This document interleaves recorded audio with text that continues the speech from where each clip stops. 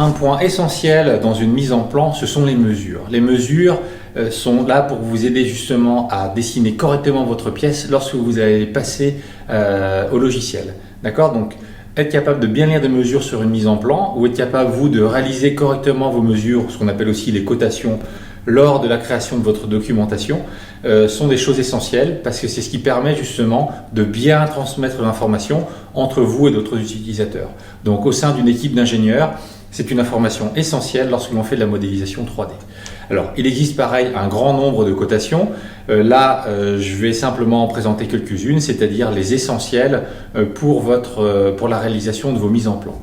Alors, les cotations, ça va vous aider à réaliser une mesure. Donc, vous avez des cotations de longueur, vous avez aussi des cotations d'angle, des cotations de diamètre ou de rayon.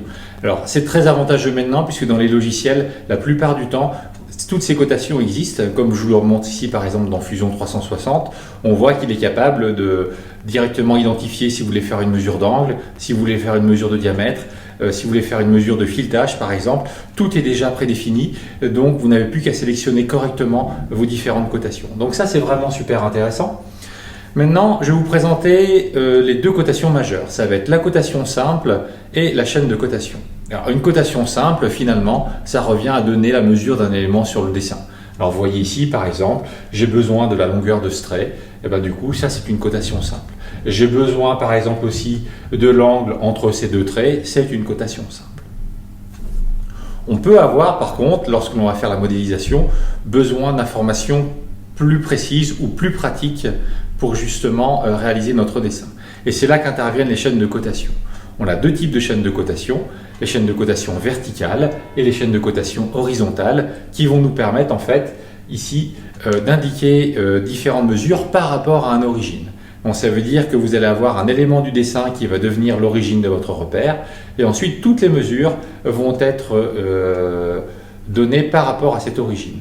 Donc ça c'est très intéressant parce que ça va vous permettre de créer des points sur votre dessin pour ensuite les rejoindre par des lignes et être beaucoup plus rapide dans la réalisation de votre dessin, notamment si le dessin est complexe. Vous verrez, vous n'aurez pratiquement que des chaînes de cotation car ça permet de garder de la clarté sur le dessin.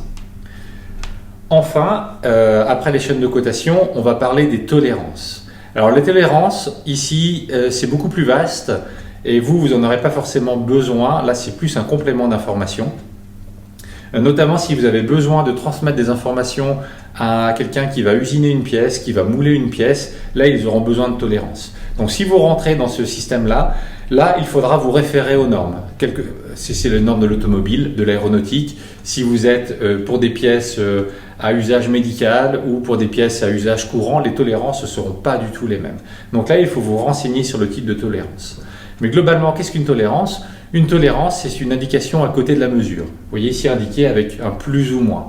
Donc si par exemple, j'ai 150 mm plus ou moins ici 0,5, ça veut dire que la dimension ici, c'est 150,5 ou 149,5.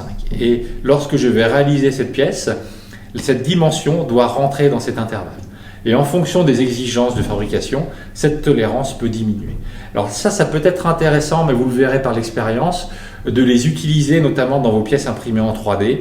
Si vous avez des assemblages à faire, ça vous le verrez, ce sera plutôt par le principe d'essai-erreur. Vous allez imprimer une pièce, mesurer, voir que finalement ça ne s'assemble pas bien parce que soit il y a trop de jeu, soit c'est trop ajusté, vous n'arrivez pas à enfoncer vos pièces.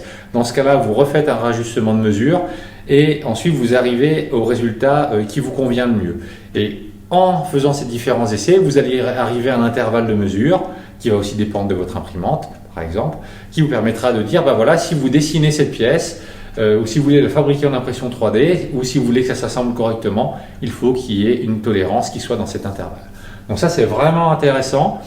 Pareil pour les perçages et les filetages, ils arrivent souvent avec des tolérances, mais ça suit des normes. Je vous invite à vous documenter là-dessus.